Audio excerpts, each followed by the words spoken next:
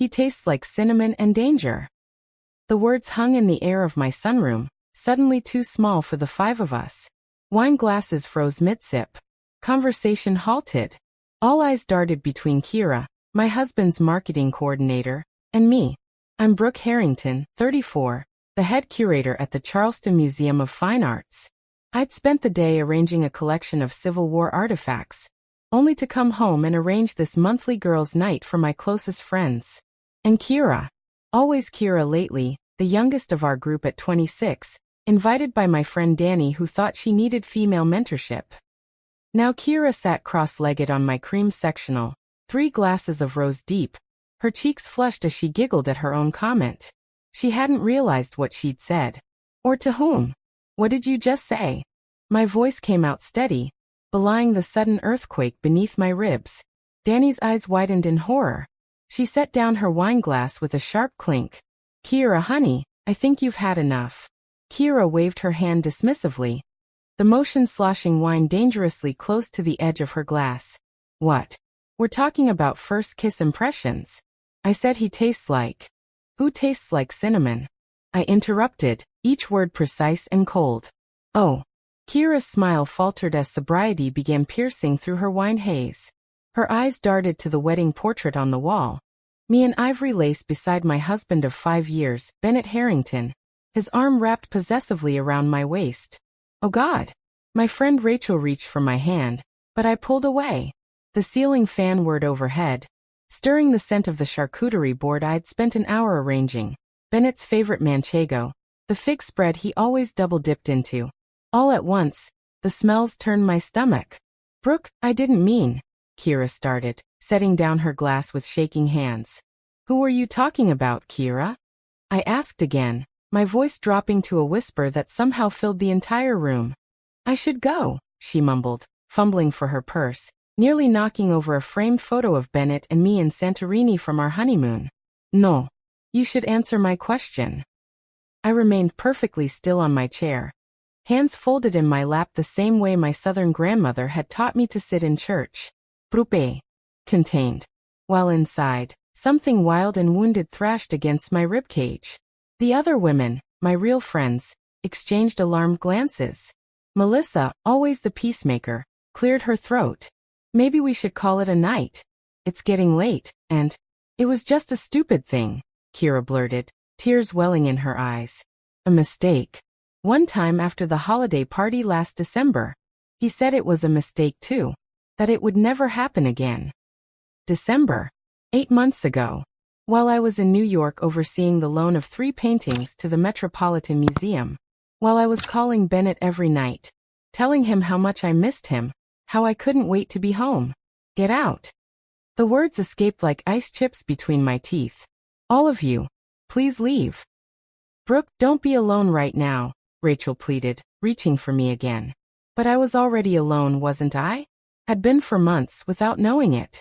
I need to think, I said, rising from my chair with the rigid posture I'd perfected through years in the art world. Please. One by one, they gathered their things. Danny dragged a sobbing Kira toward the door. Rachel hesitated longest, whispering, "Call me. Anytime. I mean it," before reluctantly following the others. When the door finally closed, I stood in my beautiful sunroom.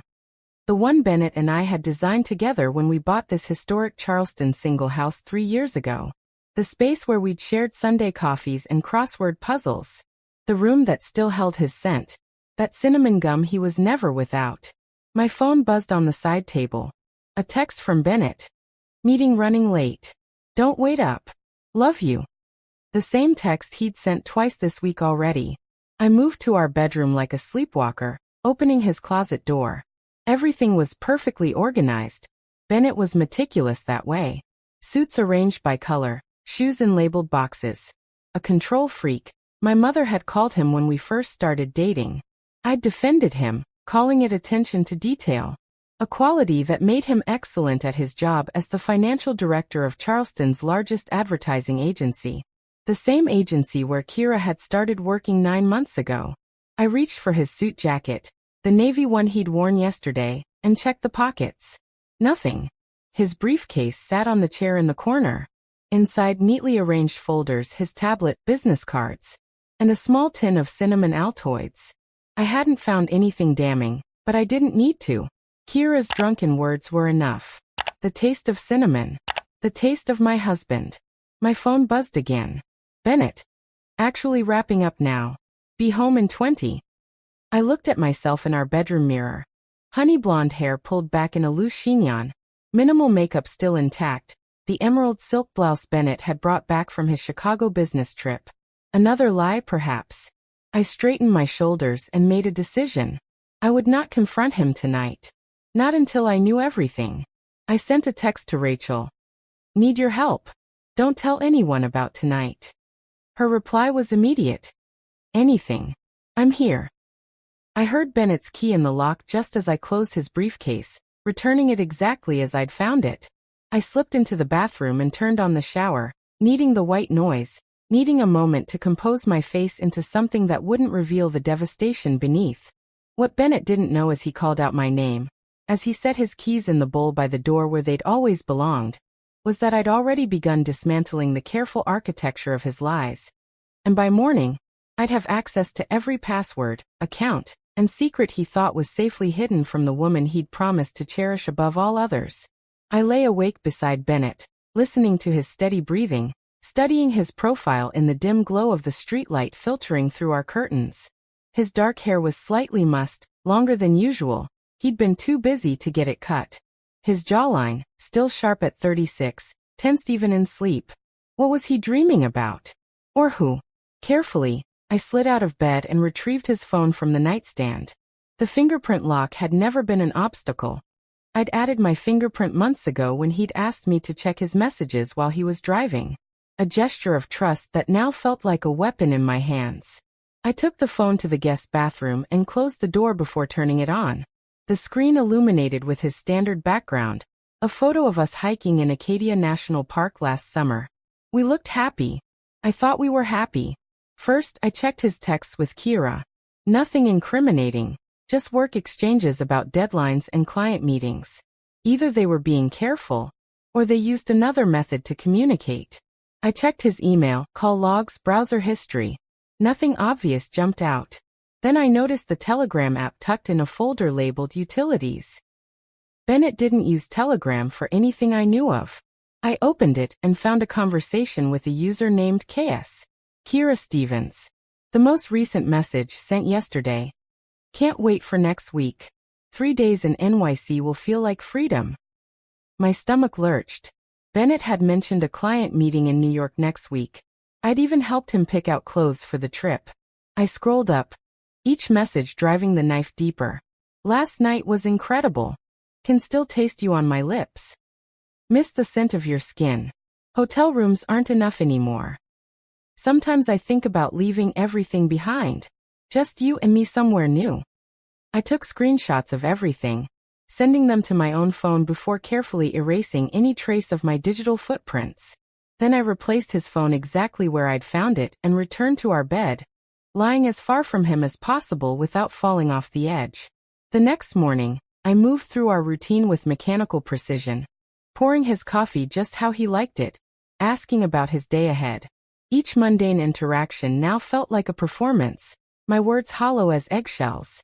You're quiet this morning, Bennett remarked, glancing up from the financial section of the newspaper.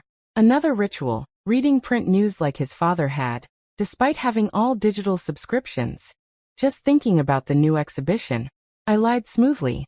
We're having trouble with the lighting for the Sargent portraits. You'll figure it out. You always do. He smiled, the same smile that had once weakened my knees. Confident, slightly crooked, with a dimple in his right cheek. Now it turned my blood cold. After he left for work, I called in sick, something I'd done perhaps twice in my entire career, and began my investigation in earnest. I started with our financials. Bennett handled most of our money. You're brilliant with art, I'm good with numbers, he'd always said. I'd found it endearing rather than controlling. Now I wondered what else that arrangement had concealed. I logged into our joint accounts, scanning transactions from the past year. Several cash withdrawals stood out. $500 here, $700 there. Small enough to not immediately raise flags but substantial in aggregate. And hotel charges in Charleston when Bennett claimed to be working late. The Dewberry. The Restoration. Luxury hotels within minutes of our home. My phone buzzed with a text from Rachel. "I'm outside when you're ready." I let her in, collapsing into her arms the moment the door closed behind her.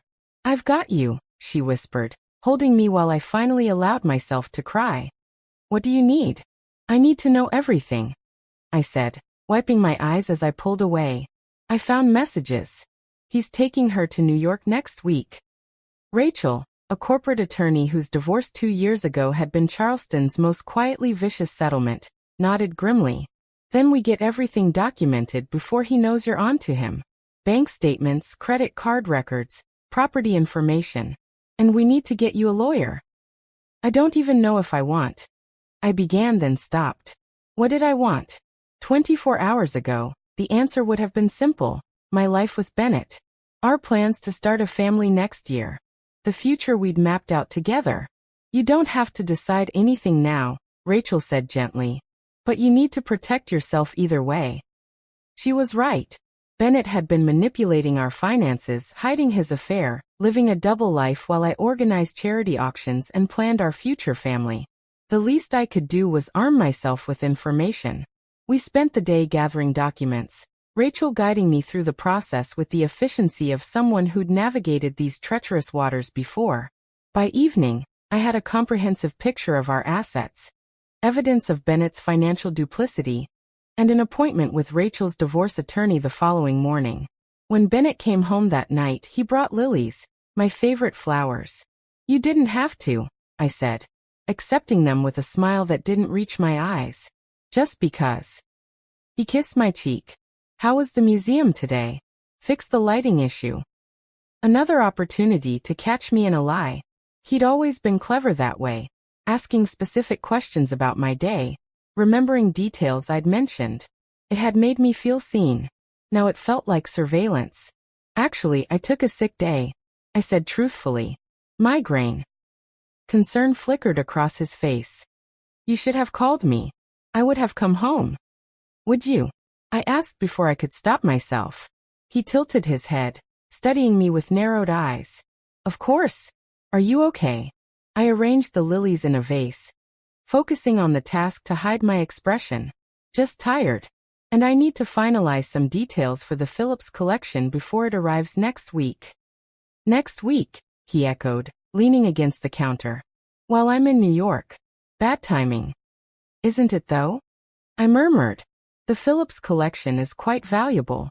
Lots of pieces that appear perfect on the surface, but have been extensively restored.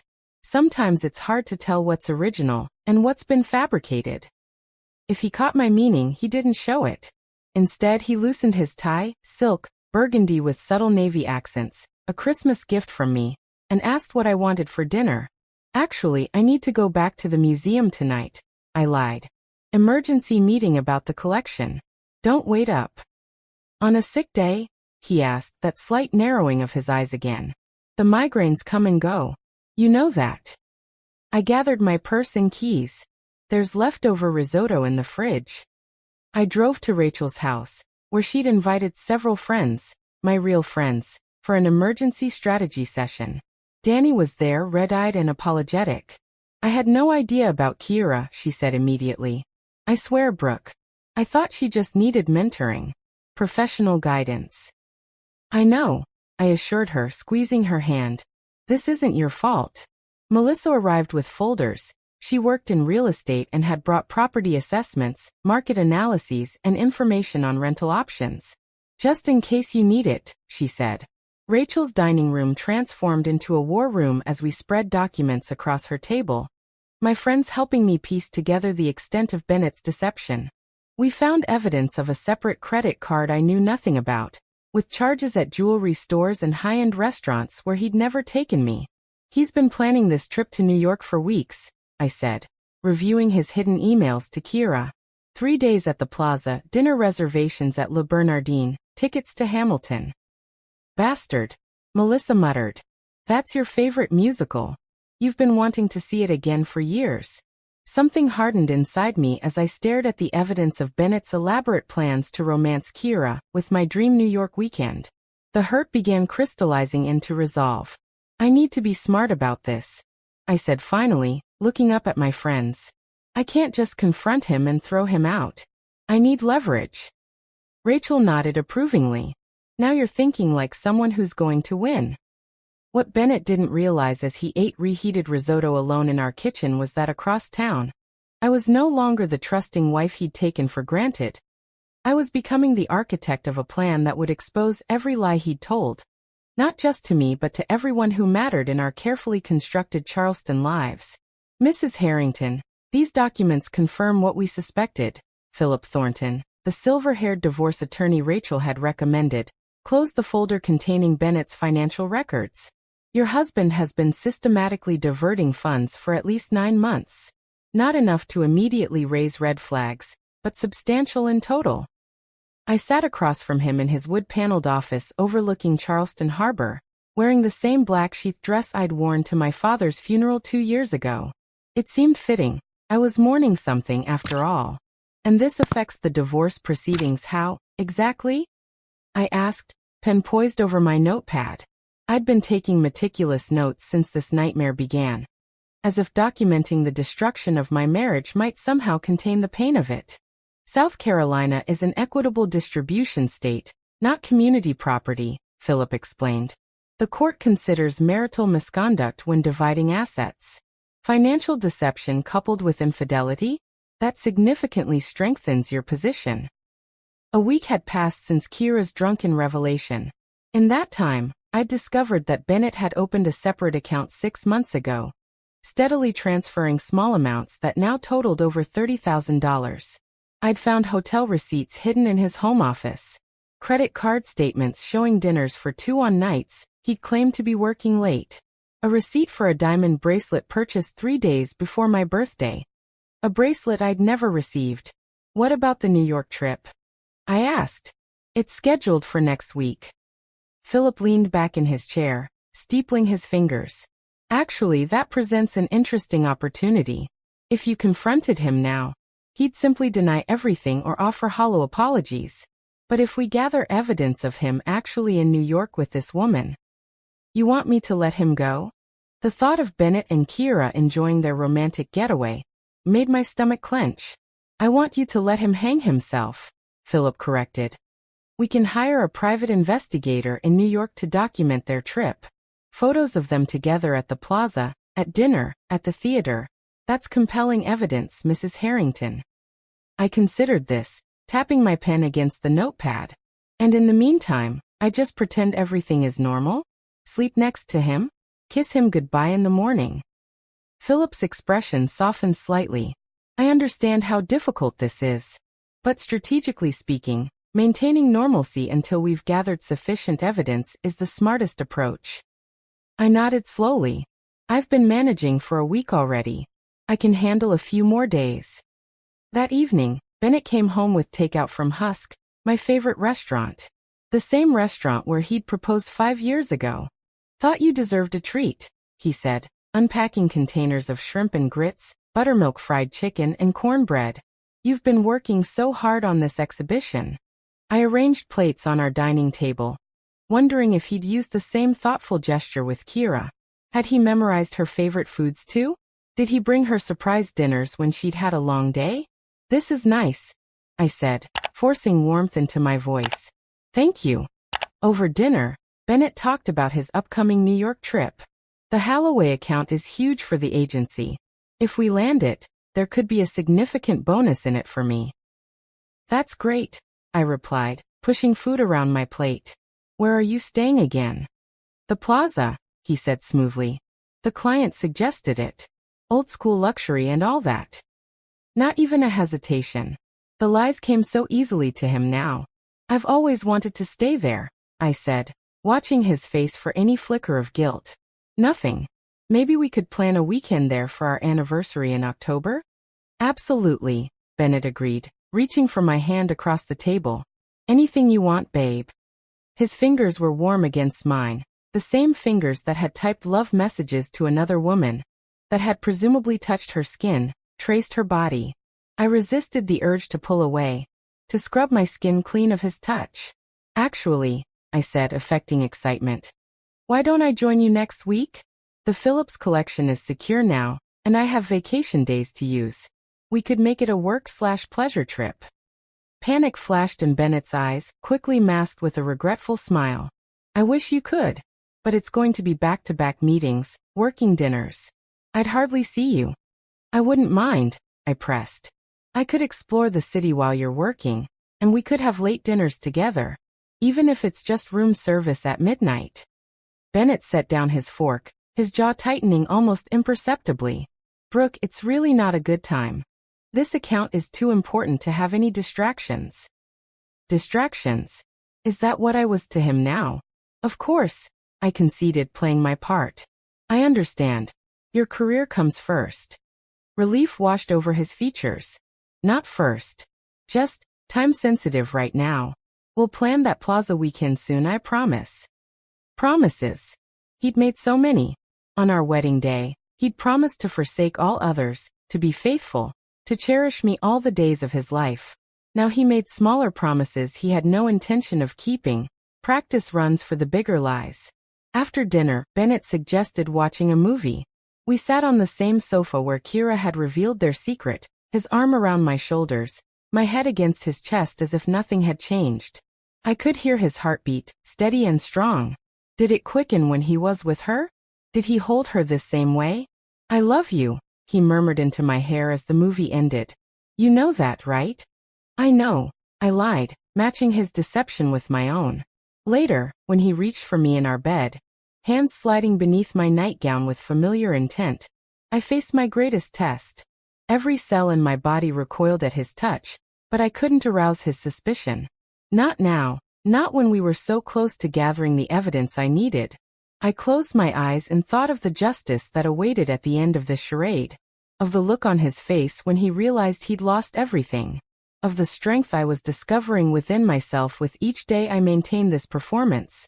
The following morning, I met with the museum board to request emergency personal leave for the following week. My assistant director could handle the Phillips collection installation. Family emergency, I explained vaguely to the concerned board members. It wasn't entirely a lie. That afternoon, I met Philip at his office to finalize arrangements with the private investigator in New York. Martin will document everything, Philip assured me, showing me the investigator's credentials. Hotel arrivals, dinners, the theater, will have photographic evidence of their entire trip. And what am I supposed to do while they're gallivanting around Manhattan? I asked, unable to keep the bitterness from my voice. Philip considered me carefully. That's entirely up to you, Mrs. Harrington. You could stay with friends, take a trip yourself, or, I prompted, or you could use the time to secure your position further. He slid a folder across the desk. Here's a comprehensive checklist. Financial documents to gather, personal items to secure, digital records to preserve. I scanned the list, a roadmap for dismantling a marriage, clinical and precise. When Bennett returns from New York, Philip continued, you'll be in a position of strength. You'll have evidence of his infidelity, documentation of his financial misconduct, and a clear path forward. Whether that's a divorce filing or a confrontation with an eye toward reconciliation. Reconciliation. The word hung in the air like smoke. A week ago, I might have considered it. Now, after discovering the extent of Bennett's betrayal, the calculated nature of his deception, I couldn't imagine ever trusting him again. I understand, I said, tucking the folder into my bag. I'll be ready. That evening, I helped Bennett pack for his New York trip, scheduled to depart in 2 days. I folded his shirts with care, suggested which suits would photograph best in meetings, reminded him to pack his cufflinks, the ones I'd given him for our first anniversary, platinum with tiny sapphires that matched his eyes. What would I do without you? He asked, kissing the top of my head as I knelt by his suitcase, arranging his toiletries. I looked up at him, this stranger I'd shared a bed with for 5 years, and smiled. I guess you're about to find out. What Bennett didn't know as he zipped his suitcase closed, as he checked his travel documents and confirmed his flight details, was that I'd already made reservations at the plaza myself. Not as Brooke Harrington, but under my maiden name. And while he thought I'd be safely in Charleston managing ancient artifacts, I would be following his every move in Manhattan, collecting the pieces of my shattered marriage to build something stronger, my case against him. The morning of Bennett's departure arrived with a perfect Charleston spring day. Azaleas blooming, sunshine streaming through historic wrought iron gates, tourists already wandering the Battery with their cameras and sun hats. I drove him to the airport, maintaining the charade until the very end. "Text me when you land?" I requested, playing the role of dutiful wife as we stood at the security checkpoint. "Of course." Bennett kissed me goodbye, his hand lingering on my waist. "I'll miss you." I watched him walk through security, his confident stride, the easy charm as he bantered with the TSA agent. Only when he disappeared from view did I allow my smile to fall away. My own flight was scheduled for later that afternoon. I'd booked it using my personal credit card, one Bennett didn't have access to, opened after my first meeting with Philip. Rachel would drive me to the airport and keep my car at her house. As far as Bennett knew, I'd be at work all week while he was closing the Holloway deal. Back at our house, I methodically followed Philip's checklist. I photographed every room for inventory purposes. I gathered important documents, birth certificates, property deeds, insurance policies, and secured them in a safe deposit box Philip had arranged. I downloaded and backed up all our financial records, emails, text messages. It felt surreal, this dismantling of our shared life. Like cataloging artifacts for an exhibition on failed marriages. At 3:30 p.m., Rachel arrived to drive me to the airport. "You're sure about this?" she asked as we loaded my suitcase into her car. "It's not too late to call it off." "I need to see it with my own eyes," I replied. "Not just photos from an investigator. I need to know it's real." The flight to New York was a blur of miniature vodka bottles and mindless magazine flipping. By the time I checked into the plaza under my maiden name, Brooke Lancaster, Bennett and Kira had already arrived. The private investigator, Martin, had confirmed their check-in 2 hours earlier. "They're in room 918, Martin informed me via text. "Dinner reservation at Le Bernardin at 8 p.m. I settled into my own room, deliberately booked on a different floor, and prepared for the evening's surveillance. I'd packed conservatively, nothing Bennett would immediately recognize if we happened to cross paths. Tonight, I wore a black bob wig, oversized sunglasses, and a camel trench coat. Basic disguise elements that would help me blend into Manhattan's sea of fashionable anonymity. Martin met me in the hotel lobby at 7:30. A nondescript man in his 50s with observant eyes and a camera disguised as a phone case. "They requested a car service," he informed me. "We'll follow in my vehicle." Sitting in Martin's sedan outside Le Bernardin, I watched Bennett escort Kira from their town car. He wore his charcoal suit, my favorite, and she wore a sleek red dress that highlighted her youth and the curves that had apparently been worth destroying our marriage for. Bennett's hand rested possessively on her lower back, the same gesture I'd seen in countless photographs of us. The same touch I'd once believed was reserved for me alone. "Would you like to go inside?" Martin asked quietly. "I've arranged a table with a view of theirs." I shook my head. "Not tonight. The photos will be enough." I couldn't bear to watch them across a romantic dinner. To see Bennett lean in close to hear her laugh. To witness the intimate gestures couples share over candlelight and wine. The glimpse I'd caught was already seared into my memory. His protective stance, her adoring gaze up at him, their easy familiarity. Back at the hotel, I drank overpriced minibar scotch and reviewed the photos Martin had taken. Bennett and Kira arriving at the restaurant, seated at their corner table, his hand reaching for hers across the white tablecloth. Documentation of betrayal in high-resolution clarity. I forwarded the images to Philip with a brief message. Proceeding as planned. The next morning, I stationed myself in the hotel cafe with a newspaper and my disguise, positioned to observe the elevators. Bennett and Kira emerged at 9:45 a.m., dressed casually for a day of sightseeing before his supposed meetings. I followed at a distance, watching them stroll hand in hand through Central Park, stop for coffee at a quaint cafe, browse shop windows along Madison Avenue. They looked like any happy couple enjoying Manhattan. Bennett pointing out architectural details to Kira, her leaning into him with easy affection. This wasn't just sex. This wasn't just a fling. They had the comfortable rhythm of an established relationship. Inside jokes, casual touches, the synchronicity that comes from genuine intimacy. That night, they attended Hamilton, the show Bennett knew I'd been dying to see again. I sat 10 rows behind them, watching the back of his head as he shared this experience with another woman, his arm draped across her seat, her head occasionally resting on his shoulder. By the third day, the pain had crystallized into something harder, colder. I no longer felt the sharp stab of each new discovery. Instead, a steady resolve had taken its place. I watched them have breakfast in the hotel restaurant. Bennett feeding Kira a bite of his Belgian waffle across the table.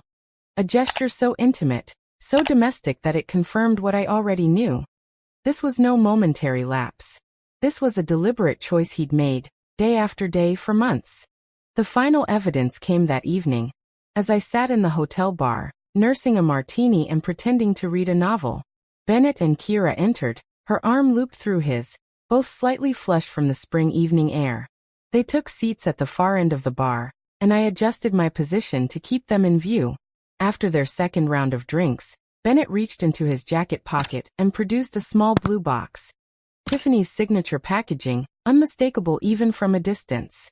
Kira's expression brightened as she opened it, revealing what appeared to be a diamond pendant. She threw her arms around his neck, kissing him deeply, publicly, without hesitation. I signaled the bartender for my check, having seen enough. As I signed the receipt, I glanced up one last time and froze. Bennett was looking directly at me, a flicker of confusion crossing his features. I quickly averted my gaze, gathered my things, and walked briskly toward the elevators. Had he recognized me? The wig, glasses, and unfamiliar clothing should have been sufficient disguise, especially in the dimly lit bar. But Bennett had known me for 7 years. He knew the way I moved, the slope of my shoulders, the particular way I tucked hair behind my ear when concentrating. Back in my room, I texted Martin. Potential recognition. Proceeding with accelerated timeline. Within minutes, my phone rang, Bennett calling from the bar downstairs. I let it go to voicemail, heart pounding as I hastily packed my suitcase. His text arrived seconds later. Are you in New York? I swear I just saw someone who looked exactly like you. I didn't respond. Instead, I called the front desk and requested an early checkout, citing a family emergency. I needed to be back in Charleston before Bennett returned. I needed the home field advantage for what came next. The red-eye flight to Charleston gave me hours to finalize my strategy, to review the evidence we'd gathered, to prepare for the confrontation that would end my marriage once and for all. Rachel met me at the airport, taking one look at my face and understanding immediately. It was that bad? Worse, I replied, sliding into her car. He bought her a Tiffany necklace. They held hands in Central Park. He took her to Hamilton. Rachel's knuckles whitened on the steering wheel. That son of a bitch. He might have recognized me at the hotel bar, I added. He called and texted, asking if I was in New York. Did you respond? I shook my head. No. But he knows something's off. He'll be back tomorrow evening and I need to be ready. What can I do? Rachel asked as we pulled into her driveway. Help me set the stage. I replied, a plan crystallizing in my mind. I'm done being the unwitting supporting character in the Bennett and Kira show. Tomorrow night, I direct the final act. What Bennett didn't realize as he spent his last night in New York with his young lover, as he perhaps wondered if he'd imagined his wife's face in that hotel bar, was that I'd returned to Charleston with more than just evidence of his betrayal. I'd returned with a clarity and purpose that would transform our home into the perfect setting for his long overdue reckoning. I spent the day preparing our house for Bennett's return, arranging each element with the same careful consideration I gave museum exhibitions. The lighting, the spacing, the impact of each piece. Everything designed to tell a compelling story. On the dining room table, I laid out the evidence chronologically. Hotel receipts, bank statements showing the diverted funds, credit card bills revealing dinners and gifts for Kira. Beside them, printed screenshots of their Telegram conversations. And finally, enlarged photographs from their New York trip, Bennett and Kira entering Le Bernardin, holding hands in Central Park, the Tiffany moment at the hotel bar. Above the table, I hung a banner we'd saved from our 5th anniversary party just 3 months ago. 5 years of love and trust. Beside each plate setting, I placed copies of our prenuptial agreement. The one Bennett had insisted upon to protect his family assets. The one with the infidelity clause that would now work decisively in my favor. My phone buzzed with a text from Bennett. Landed in Charleston. Can't wait to see you. Miss you. I didn't reply. Let him wonder. Let him worry. Let him feel a fraction of the uncertainty I'd lived with for the past 10 days. At 6:15 p.m., I heard his key in the lock. I stood at the head of the dining table, wearing the green dress I'd worn on our first date 7 years ago. A detail Bennett would immediately recognize. Brooke, he called, setting down his luggage in the entryway. Why aren't you answering my texts? I was worried. He stopped abruptly in the dining room doorway, taking in the scene before him. His face paled as his eyes moved from the evidence on the table to the anniversary banner to me. Welcome home, I said calmly. How was New York? Hamilton as good as you remembered? Bennett's expression shifted from shock to calculation. Brooke, whatever you think. I don't think, Bennett. I know. I gestured to the table. Please sit. We have a lot to discuss. He remained frozen in the doorway, his travel-rumpled appearance at odds with his usual polished image. You followed me to New York. Yes. Why didn't you just ask me? Anger crept into his voice. If you had concerns, why resort to this elaborate setup? I laughed, the sound hollow in our high-ceilinged dining room. Ask you? Like when Liam asked where Daddy was going. Or when I asked if I could join you in New York. Or perhaps when I asked if everything was okay, because you'd been distant for months. I shook my head. I did ask, Bennett.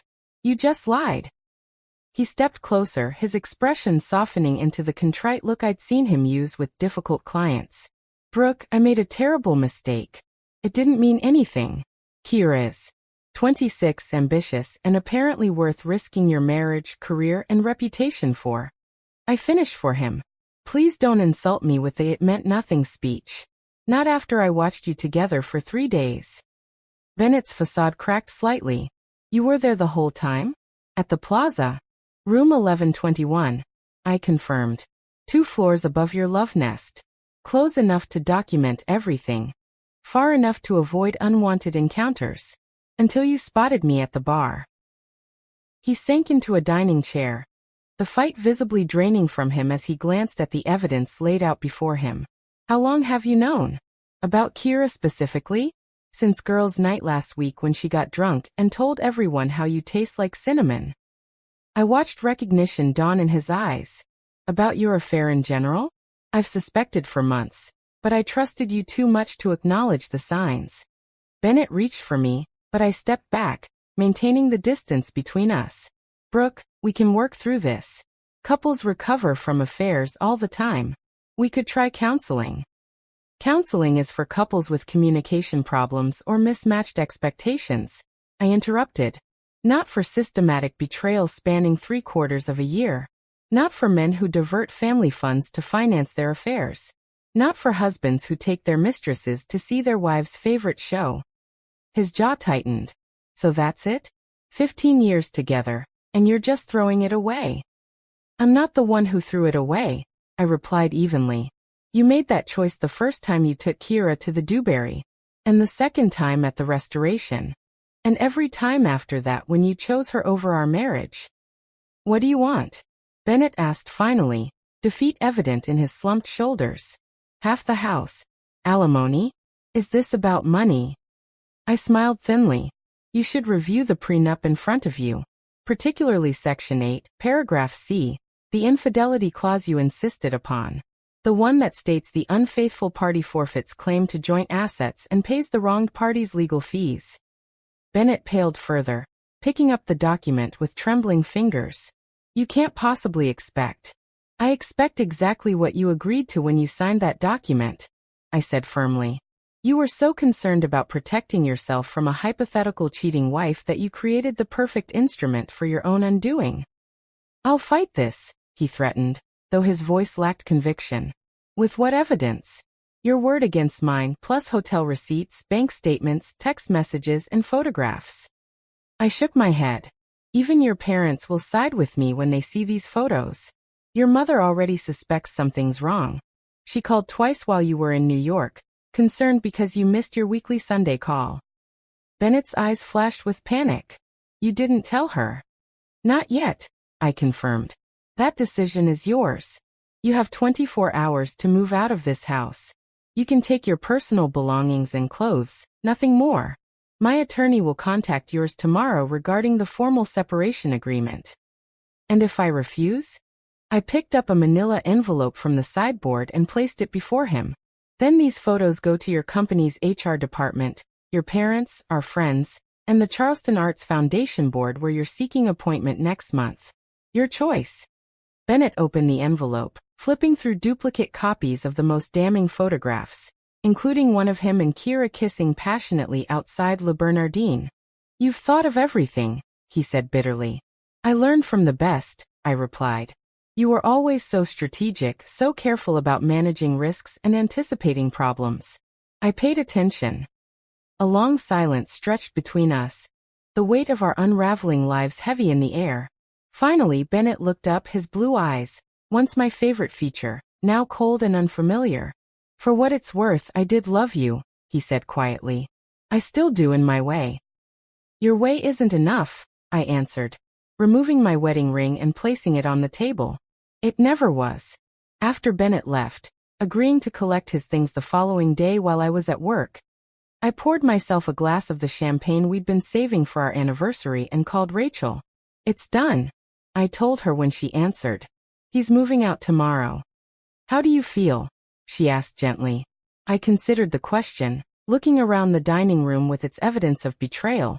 The home I'd thought would witness our growing family and shared future. Lighter, I finally answered. Like I can breathe again. 3 months later, I stood in the museum's newest exhibition space, overseeing the installation of fragments, restoration and renewal. A collection of ancient pottery that had been broken and repaired using the Japanese art of kintsugi, mending cracks with gold to create something more beautiful than the original. My divorce had been finalized with record speed. Bennett's legal team unable to counter the overwhelming evidence or the ironclad prenuptial agreement. He'd left Charleston shortly after, accepting a position in Atlanta. Coincidentally, after Kira had ended their relationship, reportedly moving on to the agency's newly hired creative director. I kept the house, though I'd redecorated extensively, erasing traces of Bennett from every room. My promotion to executive director of the museum had come as a surprise. The board impressed by my grace under pressure during my personal difficulties. The exhibition looks incredible, Rachel said, joining me in the gallery. Especially that centerpiece. She nodded toward the large ceramic vessel at the room's center, a once shattered bowl meticulously reconstructed, its golden seams catching the light like lightning across a night sky. It's my favorite, I admitted. The curator's notes say it's more valuable now than before it was broken. Sounds familiar, Rachel remarked with a smile, linking her arm through mine. I laughed, the sound echoing through the gallery, genuine, unburdened, free. Let's go. The others are waiting for us at Husk. Outside, Charleston's spring sunshine warmed my face as we walked toward the restaurant. The site of Bennett's proposal, now reclaimed as a regular girls' night location. Around us, tourists admired the historic architecture, unaware of the stories of destruction and rebuilding contained within these beautiful facades. I'd chosen to keep my married name. Harrington had become my professional identity, but in every other way, I'd rebuilt myself anew, stronger at the broken places, more beautiful for having been shattered. And unlike Bennett's secret life built on lies, my reconstruction was authentic, lasting, and true. The gold filling my once broken places wasn't just decorative. It was structural, a reinforcement against whatever storms might come. The best revenge wasn't just surviving betrayal, it was thriving because of it. And that wraps up today's story. Now we want to hear from you. Where are you watching from? Drop your city or country in the comments, and let's see how far these stories reach. If this story moved you or gave you chills, give it a like, share, and subscribe for more powerful stories. One last thing, rate the story from 1 to 10 in the comments. Your feedback helps us bring you even better ones next time. Thanks for watching. We appreciate you being part of this storytelling journey.